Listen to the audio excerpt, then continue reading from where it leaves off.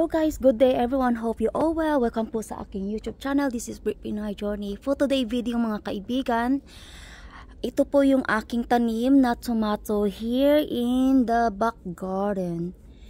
So ang gagawin ko mga kaibigan, dahil ay may bunga na po sila, sayang naman po na hindi tayo makapag-harvest dito kasi malalaki na po yung bunga nila, and then I make efforts on it na paglagay ng stick po mga kaibigan para hindi po sila masira. Kasi is already autumn dito sa amin, kahit kunti lang tayo makapag-harvest sana. Ay makapag-harvest tayo ng tomato dito kasi ang dami pa ng bunga mga kaibigan. Sayang po na hindi tayo makapag-harvest today or in couple weeks time.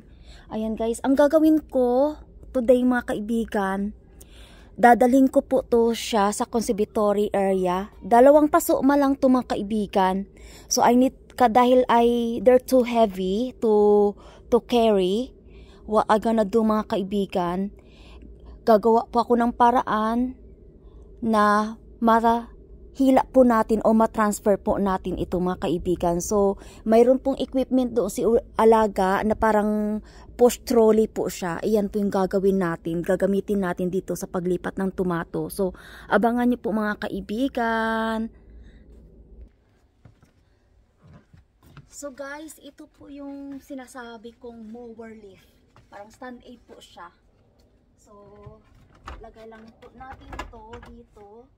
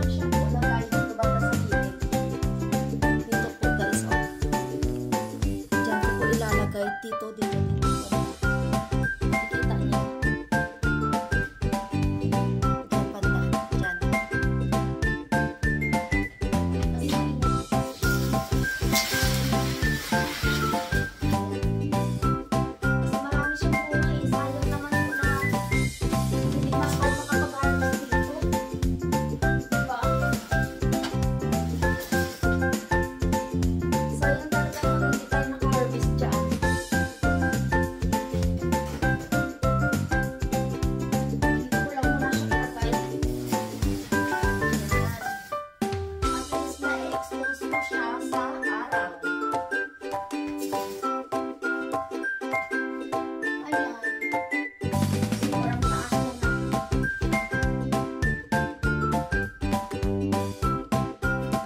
So, ayan na po guys. Yung ating tanim sobrang taas ng ating tomato. But I saw ripe tomato here. Ayan. So, because it's lots of cherry tomato on it, guys. Look at that. Ang dami niya pang bunga. Diba? Sayang din. So, kung pwede nating ma-revive to o mag-work siya. Kasi kagabi daw nag-frost eh. But I see the leaves, guys, oh. Nag-ano na siya, parang spotting na siya. Nakikita yung parang black marks.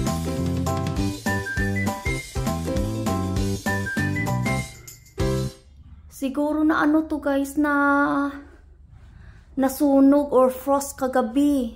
Tingnan nyo guys ang dahon niya, oh. Tingnan lang po natin mga kaibigan. So ito po, nagtuturn yellow na siya, oh. Ganito po dito guys, if it comes of autumn, the leaves is starting yellowish. Ayan, hindi na po tayo makapag-harvest ng ating asparagus pea and also other melon. Late na po yan guys, hindi na po yan wala nang bunga yan, magbulaklak lang po siya, just only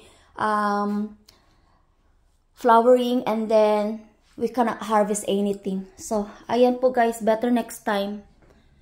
Ayan po guys, thank you for watching. Finally,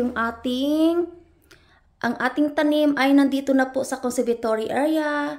Kung bago lang po kayo sa aking channel, huwag po kalimutan po mag-like, share, comment, and mag-subscribe. At don't forget to hit the notification bell para ma-notify po kayo sa aking bagong upload na video dito sa aming channel. Sa aking channel, I mean. Thank you for watching. God bless us all. And mega shout out to all the Team Bakbakan, Team Mokwak, and more nating mga friends dito na bago pong pumasok sa ating channel. Thank you sa love and support nyo po. God bless us all. Ingat po kayo lagi. Thank you for watching and I'll see you next time. Bye-bye.